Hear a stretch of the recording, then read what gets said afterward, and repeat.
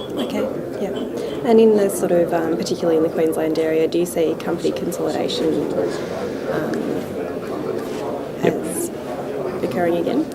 Obviously, most of the big, Arrow's probably the only large, independent sort of coal seam gas company that's left. But there certainly are a number of smaller, companies that have some good assets as well. I think what will drive a lot of the potential consolidation is that for those smaller companies, they're staffed with a small staff that's absolutely appropriate for the exploration appraisal activity they're going on at the moment. Yeah. But when it comes to actually then, you've proven up a resource and you've got to actually develop it, the organisation and what's required to do the development is significantly different. And I certainly know from my own experience that, developing a business from 7 people up to sort of 300 people or whatever's required to do the development, it's a huge challenge. Yeah. And so I think they're going to be faced with a choice of, well, I do that and I try and build up my business to be able to deliver a project, or I sell into or somehow combine with someone else who's already got that infrastructure and those people and resources in place. And from a shareholder value perspective, that's probably possibly a better outcome than trying to go down the other path. So, yeah.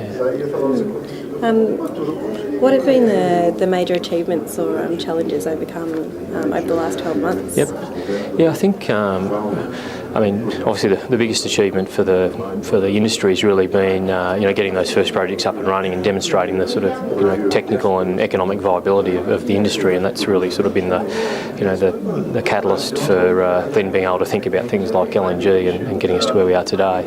But beyond that, the last 12 months, probably the biggest, one of the big risk issues on our sort of minds has been, how we're going to get the capability to execute on the project. Are we going to be able to get the people, the equipment and resources that we need, and how to manage costs in a pretty sort of costs were rising pretty rapidly.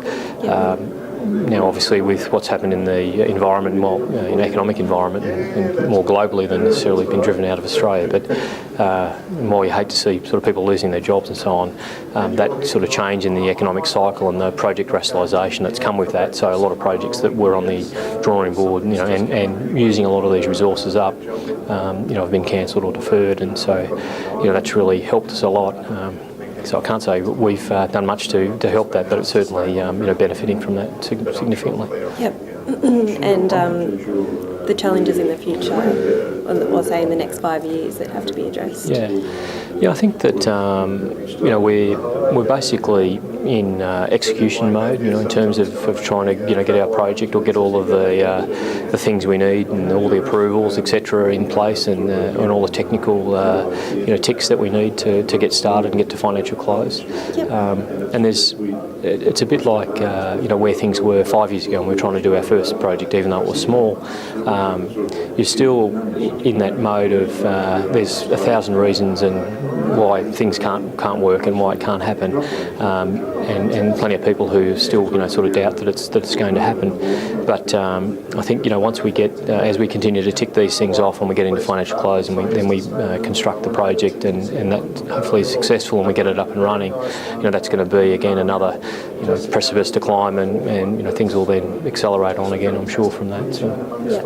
Do you think that there's certain state and federal government policies that are needed to be developed to aid the industry in Queensland in particular? I think all of the policies and procedures and so on are there in place. I think what industry needs, though, is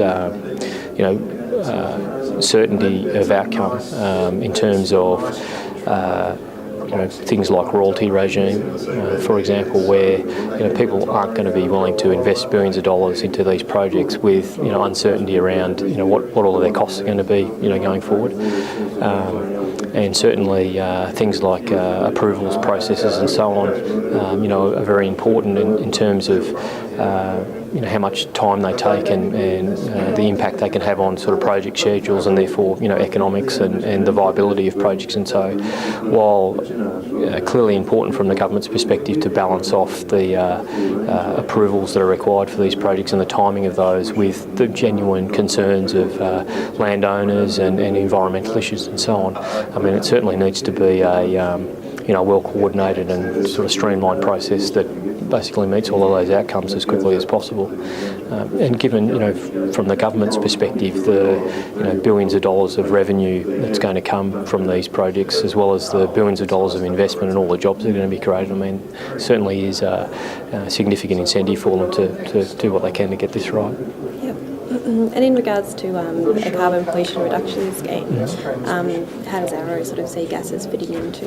Yep. I think gas is going to play a really important role in that going forward.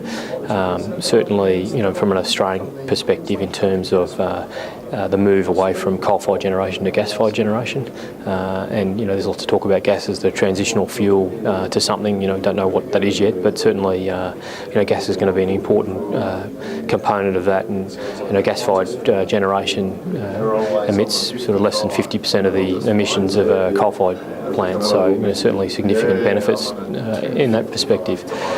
From a more sort of global or regional perspective, the LNG project I think can contribute to the carbon footprint of the region, as well as this clean gas supply goes into countries in Asia that are currently sort of heavily dependent on fuel oils and coal and so on, and displaces some of that as well. So I think it's going to be a significant contributor. Yep.